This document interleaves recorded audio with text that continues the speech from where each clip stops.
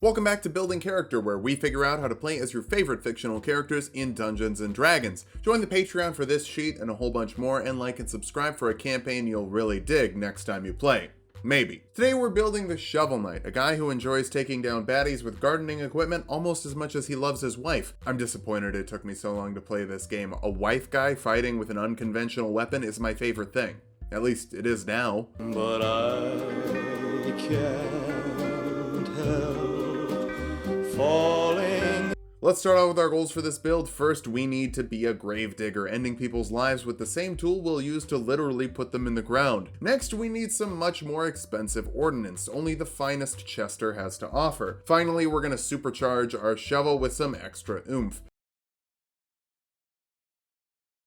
Hey everyone, really quickly here, I just wanted to announce there is a new Patreon tier if you want to go support the channel over there. I'm doing commentary videos on old videos that I've made, go through them, kind of the editing process, if that's something you'd be interested in checking out. I'm trying to raise enough money to hire an editor to make a show where all of these builds fight each other, so if that's something that interests you, or the commentary videos are something that would interest you. You'll also get access to the polls, so you can vote for the character you want to see next. You'll get character sheets, you'll get access to the Discord. There's a lot of stuff once you hit that $15 tier. So go check it out, support the channel if you can, I really appreciate it. Back to the video. For stats, we're going to be using the standard point array from the player's handbook. Roll for stats if you want, just keep your multi-classing minimums in mind, they're kind of important. We'll start off with strength. Your armor is heavy and you beat people to death with a shovel, that's not finesse. Intelligence next, you figure out puzzles and all fancy toys Chester gives you have some sort of magical essence to them. Charisma after that, if chivalry is similar to chivalry, this will be important. Follow that up with constitution. You don't have a shield, or at least you don't anymore, so if you want to stay alive to keep dreaming about your shield wife, you need health. Wisdom is a bit low, those helmets can cut down on your vision and will dump dexterity. Sure, you're good at jumping, but jumping is actually strength based in D&D, so we don't need dexterity for anything. Shovel Knight is probably a human, maybe a fish, but he's a short dude, so we're gonna go with custom lineage so we can be a short king wife guy. To clarify, the fish head has not been confirmed to be anything more than a joke. That's why he's not a Lokatha, or however you pronounce that. If I build Tony Hawk, I'm not giving him moon gravity or big head mode. You can grab a feat like Tavern Brawler for proficiency with improvised weapons, a d4 of damage for your unarmed attacks, and the ability to grapple creatures with a bonus action after you make an unarmed attack or improvised weapon attack. The grappling isn't really in character, but the unarmed fighting will give you knuckle dusters for free, and improvised weapon proficiency will let you officially use a shovel. Now your DM can decide what properties an improvised weapon has. The way you use your shovel, I'd call it something akin to a halberd. It's got 10 feet of reach and deals 1d10 slashing damage, up to them though. Also, for the fishing pole, just get a fishing pole. That's all it is. Bump your strength with your 2 free points for 18 strength at level 1. Take Arcana for your skill of choice and the Knight background for history and persuasion. The only people who dislike you are your enemies. Enemies that you can fight as a fighter, by the way, since you'll get 2 skills from the fighter list, like athletics and intimidation, to strike fear into the hearts of weaker knights. For your fighting style, great weapon fighting lets you reroll 1s and 2s with a 2-handed weapon, making sure that you get the most out of each plunging attack. There's also no mechanic in D&D for a plunging attack, it's just flavor that you can add. You also get second wind, letting you recover 1d10 plus your fighter level as a bonus action once per short rest for a little group from the Triple King. Second level fighters get action surge, letting you make 2 actions in the same turn once per short rest, almost as though you jumped on an enemy then jumped on them again immediately after, using some sort of forbidden pogo technique. Third level fighters can choose a martial archetype, and if you want specifically wizard spells on a mostly martial character and don't care about getting access to high level stuff, then Eldritch Knight is the way to go. This lets you learn 2 wizard cantrips. Mold Earth lets you instantly excavate 5 feet of earth or change its color or put a message on it, but we're here to dig holes like Stanley Yelnats. Create Bonfire creates a bonfire in a 5-foot cube that deals 1d8 fire damage to those that fail a dexterity saving throw. It also makes the perfect setting to longingly dream about your wife.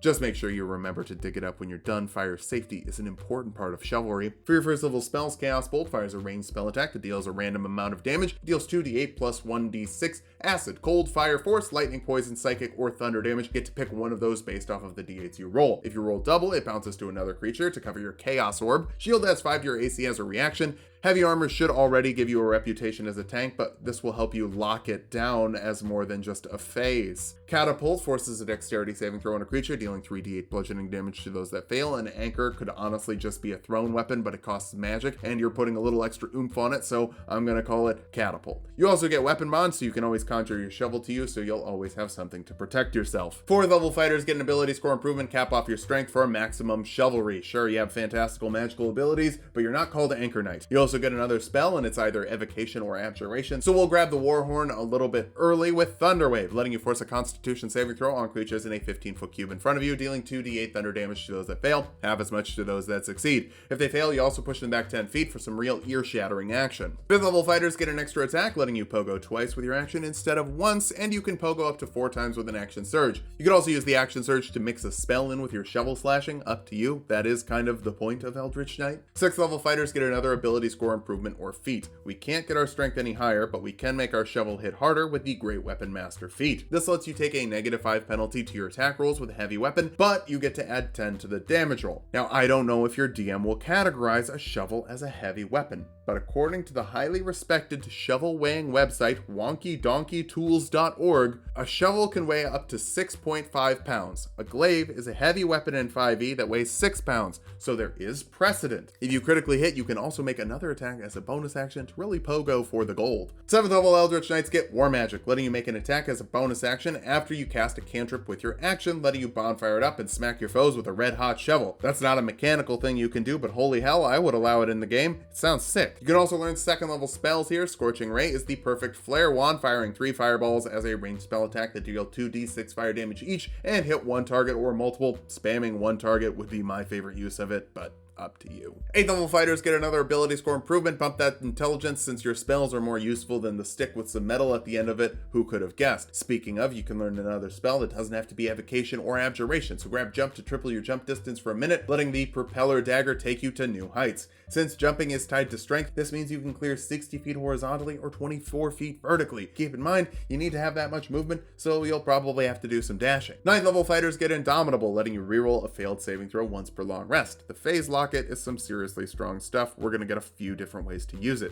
Shield will be for attacks, this one will be for fireballs or spikes and the like. 10th level Eldritch Knights get Eldritch Strikes, giving creatures you hit with an attack disadvantage on saving throws against your spells, helping you get the most out of your Warhorn. Speaking of that, for a bigger Warhorn, Shatter forces a Constitution saving throw on creatures in a 10-foot radius sphere, dealing 3d8 thunder damage to those that fail, half as much to those that succeed. Creatures made of inorganic material and structures have disadvantage on that saving throw, so it's pretty good at blowing a hole in the wall if you think that wall might be hiding some treasure. 11th level fighters get another extra attack. That's 3 attacks per round, or 6 with an action surge. At this point in the game, you should be bouncing off the heads of your enemies like Tigger in full plate mail. That's what Winnie the Pooh was always missing, giant suits of plate armor. 12th level fighters get another ability score improvement. Keep pushing your intelligence modifier higher. Missing spells doesn't help you beat bosses, and the bosses are pretty tricky. I feel like some of them could be protagonists of their own game. 13th level fighters get another use of Indomitable for another saving throw that you can just skip, or at the very least get a second shot at. You can also learn 3rd level spells like Protection from Energy to give a creature resistance to acid, cold, fire, lightning, or thunder damage for up to an hour depending on your concentration. That's a Phase Locket that you just get to keep active. I know I'm giving you a lot of Phase Locket abilities, but hey, I'm bad at video games, so being able to press a I don't want to die button is very integral to my playstyle. 14th level fighters get another ability score improvement, letting you cap off your intelligence modifier for spells as consistent as the shovel you're casting them with. You can also grab another spell from any school. Tensor's floating disc works like the mobile gear, creating a floating platform that can hold up to 500 pounds. It's kind of awkward to use for anything beyond carrying loot, but hey, you can stand on it. 15th level fighters get Arcane Charge, letting you teleport 30 feet when you use Action Surge, which is not really something Shovel Knight can do, but if you think of teleporting as moving without being impeded, that's just another Phase Locket power. You're the Phase Locket Knight after all. 16th level fighters get another ability score improvement or a feat. The mobile feat will help you with your hopping, adding 10 feet to your movement speed, letting you dash over difficult terrain without being slowed down, and when you attack a creature, they can't take an opportunity attack against you, almost as though you just bounced back up 20 feet in the air. 17th level fighters get another action surge and another use of Indomitable. At this point, it's almost fully speed running. Except the ice level, that one's too hard, just skip it. Like I'm skipping the alchemy coin.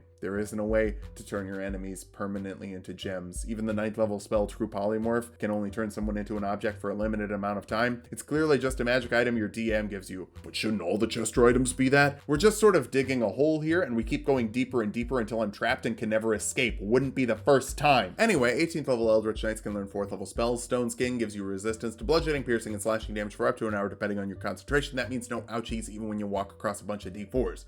Well, half as many ouchies. You also get improved war magic, so you can cast a non-cantrip spell and then attack as a bonus action if you want to activate the Stone Skin a little bit faster. 19th level fighters get another ability score improvement or a feat. The tough feat will let you add 2 HP for every level you have and 2 more HP the next level as well. We've just consistently been increasing our spell slots but haven't been checking in with the Gastonomer. It's time we got that fixed up and got a little bit of health. Our capstone is the 20th level of fighter for a 4th extra attack and up to 8 attacks with an action surge. Now we have full on pogo power. Now that we've hit level 20, let's figure out how viable this build is. First, your shovel is mighty, letting you drop 120 damage in a single round just from your modifiers. You're also extra heavy with heavy armor for 18 base AC, 23 with shield, and around 160 HP to keep you in the fight and out of the ground. Finally, you're a platforming expert with extra speed for mobile as well as a fantastic jumping ability with your big strength and the jump spell to help you get where you want to be. For weaknesses, improvised weapons are bad, mostly because they depend on your DM being nice enough to let you focus your skills on a trowel. There are so many better feats than Tavern Brawler, including Fighting Initiate, which pretty much just gives you a better fighting style, unarmed fighting. Your spell choices are also pretty bad, especially the non-abjuration and evocation ones. Stone Skin lets you resist physical attacks. That's neat. Polymorph can turn you into a T-Rex, effectively giving you 136 HP and making you a T-Rex.